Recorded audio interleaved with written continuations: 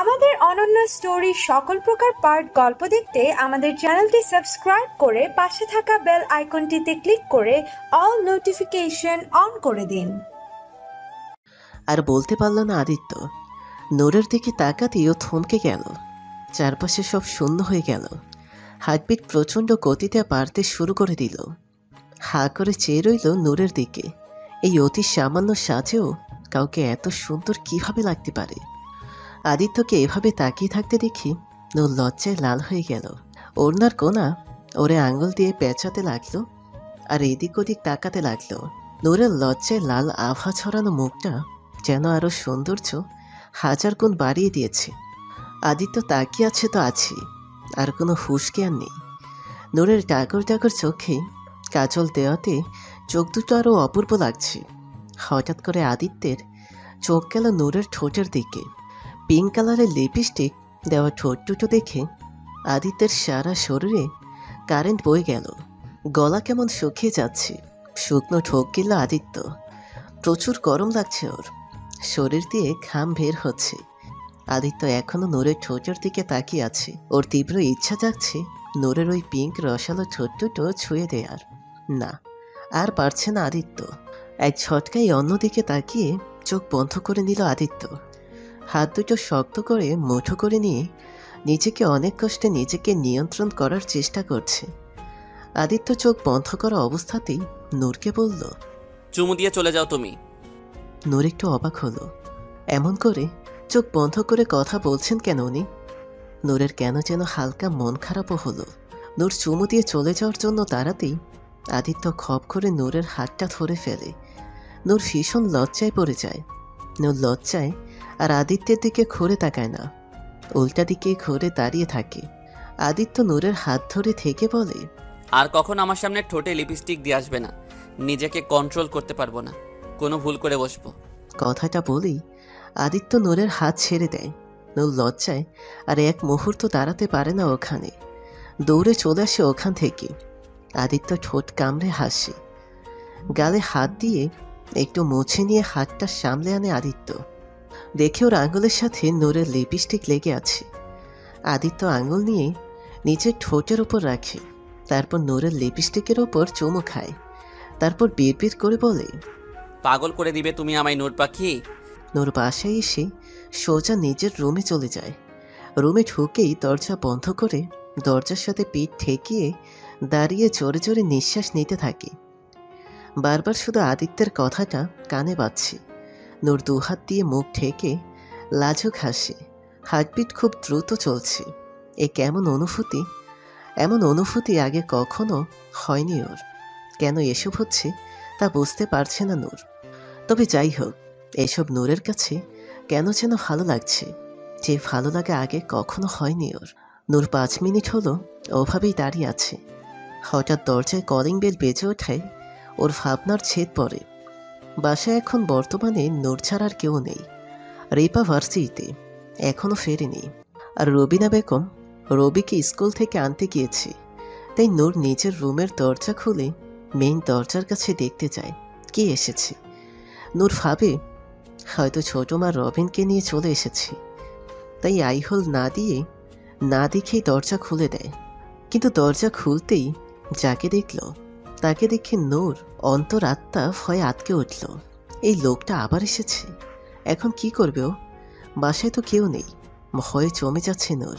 কি ব্যাপার সুইটহার্ট, আমাকে কি আজ বেশি হ্যান্ডসাম লাগছে? এভাবে তাকিয়ে আসো যে?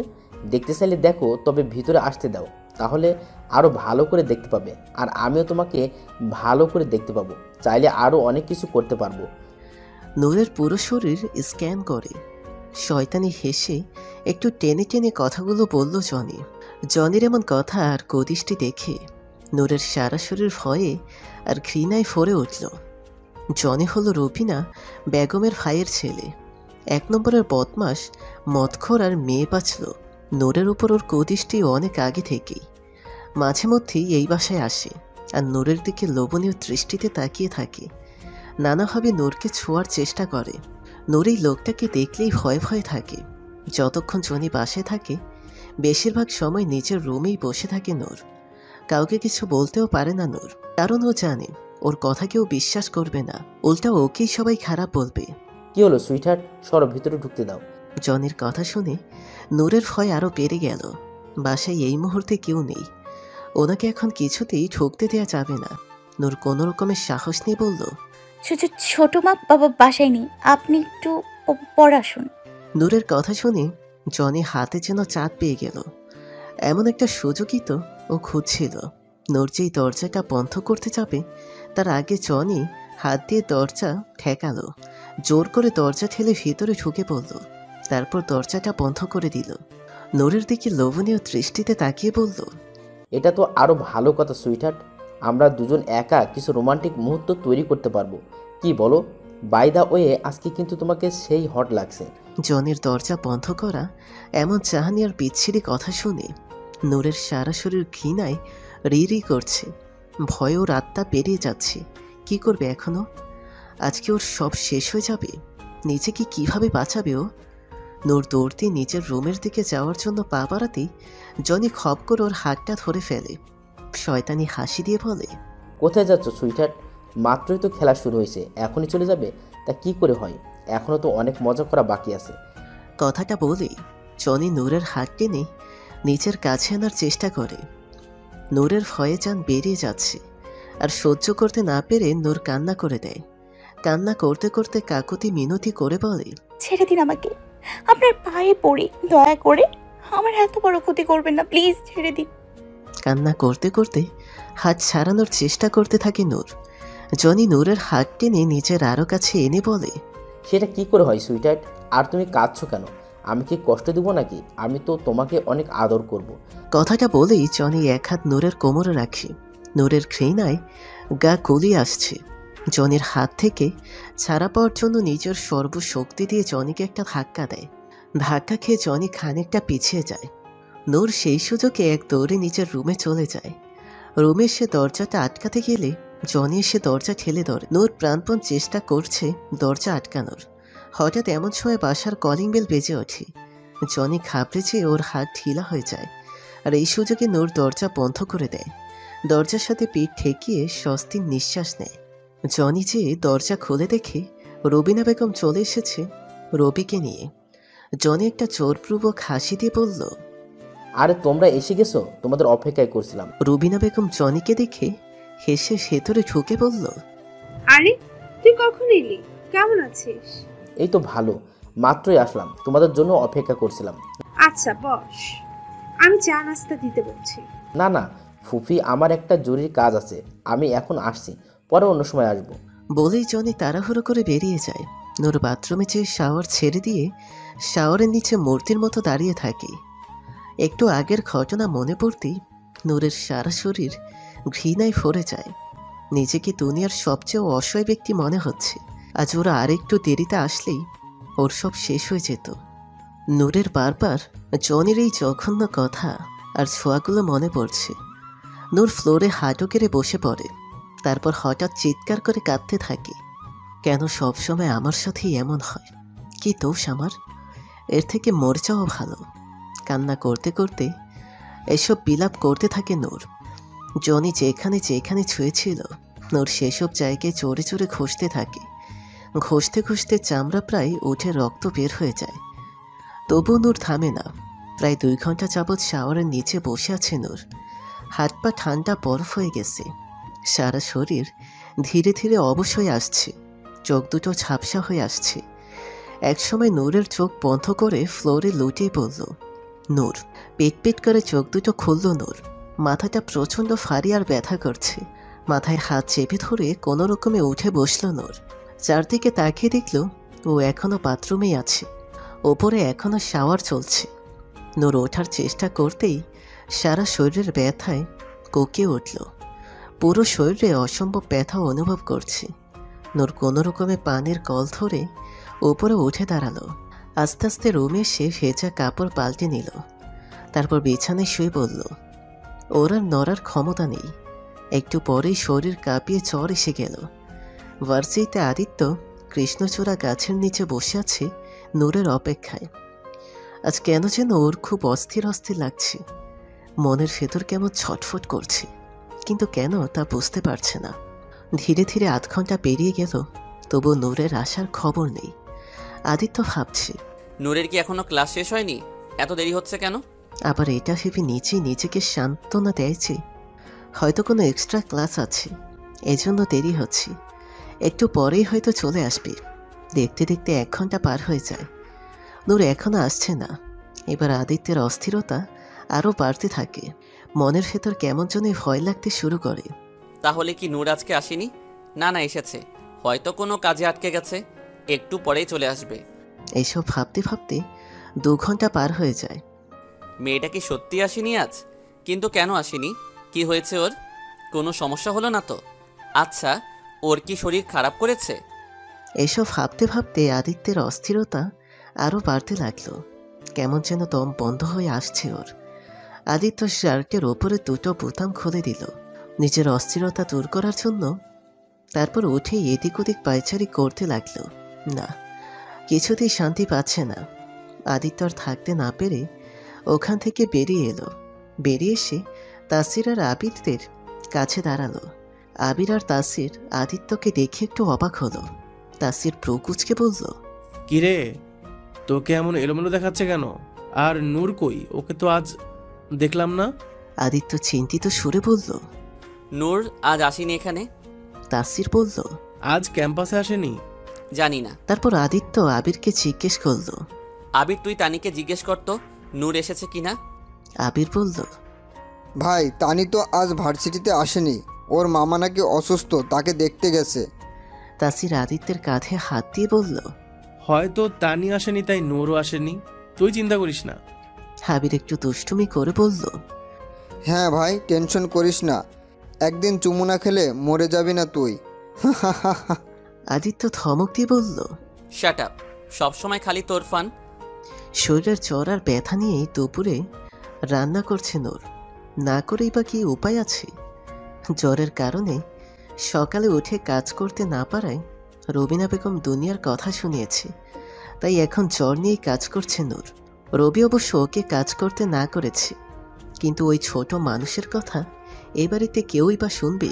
জ্বরের কারণে সকালে ভার্সিটিতে যেতে পারেনি। রবি একটা নাপা এনে দিয়েছিল, সেটা খেয়ে জ্বরটা একটু কমেছে, তবে পুরোপুরি সারেনি। শরীরে এখনও প্রচুর ব্যথা। রাত 10টা। আদিত্য সোফায় বসে খরগোশ ছানাটার দিকে তাকিয়ে নূরের কথা ভাবছে। আজ সারাটা দিন ওর অস্থিরতায় কেটেছে, অফিসের কাজেও মন দিতে পারেনি, কোনো কিছুই ভালো লাগছে না ওর। বারবার শুধু নূরের কথা মনে পড়ছে। আজ ডিনারও ঠিকমতো করেনি। আদিত্য উঠে গিয়ে নিচে বেডরুমে যেয়ে ঠাস করে খাটে শুয়ে পড়ল। চোখ বন্ধ করতেই আবারও নূরের চেহারাটা ভেসে উঠল। আদিত্য শুধু এপাশ ওপাশ গড়াগড়ি করছে, ঘুমের ছিটে ফোঁটাও নেই ওর চোখে। ভাবছে, একবার যদি নূরের সাথে কথা বলতে পারতাম তাহলে হয়তো একটু শান্তি লাগতো। আদিত্যের নিজের ওপরে নিজেরই চরম রাগ লাগলো। কত বড় ইডিয়েট তুই আদি! এতদিন হলো নূরের সাথে পরিচয়, অথচ ওর নাম্বারটাই এখনো জানিস না। এত বড় ডাফার তুই! নূরের নাম্বার নিয়ে রাখলে এখন আর এত টেনশনে মরতে হতো না। এইসব বলে আদিত্য নিজেই নিজেকে বকতে থাকে। সারা রাত এভাবেই কেটে যায়। কিছুতেই ঘুম আসে না আদিত্যের। নূর রেডি হচ্ছে ভার্সিটির জন্য। বাসায় থেকেই বা কি হবে, আরাম তো আর করতে পারবে না। তার চেয়ে বরং ভার্সিটিতে যাওয়াই ভালো, মনটা একটু ফ্রেশ হবে। শরীরে এখনো একটু একটু জ্বর আছে নূরের, আর ব্যথাও আছে। অতিরিক্ত খসার কারণে নূরের হাতের উপর চামড়া উঠে গায়ের মতো হয়ে গেছে, যার জন্য কাজ করতে অনেক কষ্ট হচ্ছে ওর। তবু সকালে উঠে সব কাজ শেষ করেছে, না করেছে উপায় নেই। অনেক কষ্টে জামাটা চেঞ্জ করে রেডি হলো নূর। কৃষ্ণচূড়া গাছের নিচে বেঞ্চের উপর বসে আছে নূর। একটা ক্লাস করেই ওর শরীরটা কেমন যেন খারাপ লাগছিল। আর তানিও আজ আসেনি, তাই এখানে চলে এসেছে। এখানে আসলে ওর মনটা ফ্রেশ হয়ে যায়। অনেকক্ষণ ধরে বসে আছে তানি। এখন ওর মাথাটা কেমন ভারী হয়ে আসছে, মনে হচ্ছে জ্বর আবার বাড়ছে। কাল থেকে না খেয়ে থাকার কারণে অনেক দুর্বলও লাগছে। আদিত্য তাড়াহুড়ো করে আসছে, বুকের ভেতর দুরু করছে। মনে মনে ভয় লাগছে, যদি আজও নূর না আসে। আদিত্য বেঞ্চের কাছাকাছি আসতেই পেছন থেকে নূরকে দেখতে পেয়ে আদিত্য ভীষণ খুশি হয়ে গেল। তার মানে নূর এসেছে। আদিত্যের খুশিতে ইচ্ছে করছে এখনই নূরকে গিয়ে জড়িয়ে ধরতে। না না, এটা একটু বেশি হয়ে যাবে। আদিত্য নিজেকে স্বাভাবিক করে এগিয়ে গেল নূরের কাছে। নূর সামনের দিকে চেয়ে অন্য মনস্ক হয়ে বসে আছে। আদিত্য যে নূরের পাশে বসে তড়িৎ গতিতে বলল, কাল আসুনি কেন? আদিত্যের কথা শুনে নূর পাশে ফিরে আদিত্যের দিকে তাকালো। নূর তাকাতেই আদিত্যের বুকের ভেতর মোচড় দিয়ে উঠল। চোখে মুখে আতঙ্কের ছাপ ফেসে উঠল। একই হাল হয়েছে মেয়েটার। এমন দেখাচ্ছে কেন ওকে? মেয়েটা কি অসুস্থ? ভাবতেই আদিত্য অস্থির হয়ে নূরকে জিজ্ঞেস করল, হেই, কি হয়েছে তোমার? এমন দেখাচ্ছে কেন তোমাকে? তুমি কি অসুস্থ? আদিত্যের এমন অস্থিরতা দেখে নূর অবাক চেয়ে রইল আদিত্যের দিকে। শরীরে জ্বর বাড়ার কারণে কেমন ঘোর লেগে আসছে নূরের। ঘোরের ভেতরেই নূর আদিত্যের দিকে এক ধ্যানে চেয়ে থেকে ভাবে, উনি এত অস্থির হচ্ছেন কেন আমাকে নিয়ে? আমার জন্য কি ওনার চিন্তা হচ্ছে? কিন্তু কেন হচ্ছে? আমি কে ওনার? কেনই বা চিন্তা করবে? আমার জন্য তো কেউ চিন্তা করে না। আমি মরলেও কারো যায় আসে না। তবে উনি কেন এত চিন্তা করছে? আচ্ছা, উনি তো একটা ছেলে, তাহলে উনি তো কখনোই পচা জনের মতো আমার দিকে কোন নজরে তাকায় না। ওনার চোখে সব সময় শুধু মুগ্ধতা দেখা যায়। কখনো আমাকে খারাপভাবে ছোঁয়ার চেষ্টা করে না, কখনো খারাপ কথা বলে না, আর সবার মতো আমাকে অবহেলা করে না। নূরের এভাবে চুপ করে চেয়ে থাকা দেখে আদিত্যের ভয় আরও বেড়ে যায়। আদিত্য এবার নূরের হাত ধরে হালকা ঝাঁকিয়ে বলে, কি হলো, কথা বলছো না কেন? আদিত্য নূরের হাত ধরায় নূর হাতে ব্যথা পেয়ে কোকিয়ে ওঠে। আহ! আদিত্য প্রকুচকে নূরের হাতের দিকে তাকায়, আর তাকাতেই আটকে ওঠেও। বুকের ভেতর কেমন চিনচিন ব্যথা শুরু হয়। নূরের হাতটা নিজের হাতে নিয়ে কতক্ষণ চেয়ে থাকে আদিত্য। ইস, কি বেহাল অবস্থা হয়েছে। আদিত্যের চোখ দুটো লাল হয়ে আসছে, আর সহ্য করতে পারছে না।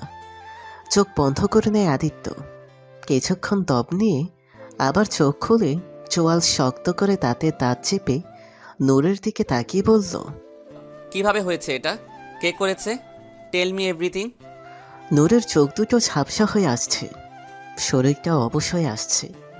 নূর আর থাকতে পারে না, চোখ বন্ধ করে আদিত্যের গায়ে ঢলে পড়ে। হসপিটালের বেডে শুয়ে আছে নূর, এখনো জ্ঞান ফেরেনি।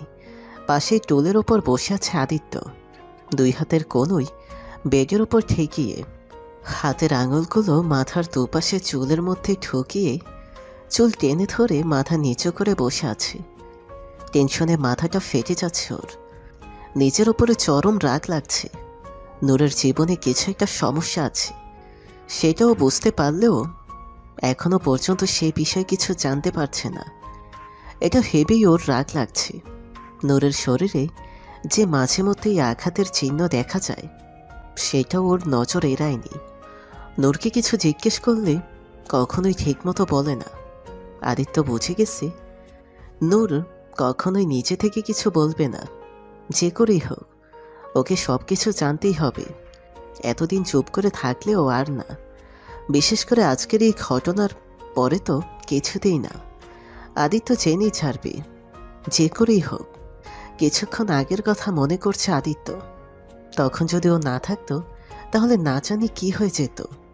কিছুক্ষণ আগে নূর যখন অজ্ঞান হয়ে আদিত্যের গায়ে ঢলে পড়ে, আদিত্য প্রচণ্ড ভয় পেয়ে যায়। বুকের ভেতর অসহ্য যন্ত্রণা শুরু হয়ে যায়। আদিত্য নূরের মুখটা দুই হাত ধরে সামনে দেখে নূর অজ্ঞান হয়ে গেছে। আদিত্য নূরের কালে হাত দিয়ে বুঝতে পারে ওর শরীরে জ্বরে পড়ে যাচ্ছে। নূরের এমন অবস্থা দেখে আদিত্যের মস্তিষ্ক যেন কাজ করা বন্ধ করে দেয়। ও কি করবে কিছুই বুঝতে পারছে না। গলা শুকিয়ে আসছে, হাত পা কেমন কাঁপছে। আদিত্য আলতো করে নূরের কালে চাপড় দিয়ে উত্তেজিত হয়ে বলল, নূর, এই নূর, কি হয়েছে তোমার? কথা বলছো না কেন? চোখ খোলো প্লিজ। চোখ খুলছো না কেন? কি হয়েছে তোমার? আদিত্য আর বসে না থেকে নূরকে কোলে তুলে নিল। নূরকে কোলে নিয়েই দৌড় দিল আদিত্য। আবির আর তাসির আদিত্যকে এভাবে নূরকে কোলে নিয়ে আসতে দেখে দুজনেই অবাক হলো। আদিত্য এদের কাছে এসে উত্তেজিত হয়ে আবিরকে বলল, আবির গাড়ি বের কর ফার্স্ট।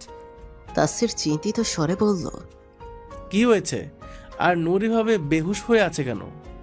এত কিছু বলার টাইম নেই, ওকে আগে তাড়াতাড়ি হসপিটালে নিতে হবে। তারপর আবিরের দিকে তাকিয়ে বলল, কিরে তুই এখনো দাঁড়িয়ে আছিস কেন? যা তাড়াতাড়ি গাড়ি বের কর। আবির বলল, ওকে ওকে রিল্যাক্স ভাই, আমি এখনই গাড়ি বের করছি, তুমি নূরকে নিয়ে আসো। আবির দৌড়ে যেয়ে গাড়ি বের করলো। আদিত্য নূরকে কোলে নিয়েই গাড়ির কাছে গেল। ভার্সিটির সবাই অবাক হয়ে হা করে আদিত্যের দিকে তাকিয়ে আছে। দ্য গ্রেট সাদমান শাহরিয়ার আদিত্য কিনা একটা মেয়েকে এভাবে কোলে নিয়ে যাচ্ছে, এটা যেন কারো বিশ্বাসই হচ্ছে না। আদিত্য নূরকে কোলে নিয়েই গাড়ির পেছনের সিটে বসলো। আবির ড্রাইভ করছে আর তাসির ওর পাশের সিটে বসেছে। আদিত্য এখনও নূরের কাঁধে হাত দিয়ে বারবার ওকে ডেকে যাচ্ছে। তাসির পেছনে তাকিয়ে আদিত্যকে দেখছে। এর আগে কখনো ওকে এত টেনশনে দেখেনি, কেমন পাগলের মতো হয়ে গেছে। ওরা হসপিটালে এসে তাড়াতাড়ি নূরকে একটা কেবিনে নিয়ে যায়। তারপর ডাক্তার এসে নূরকে দেখে বলে,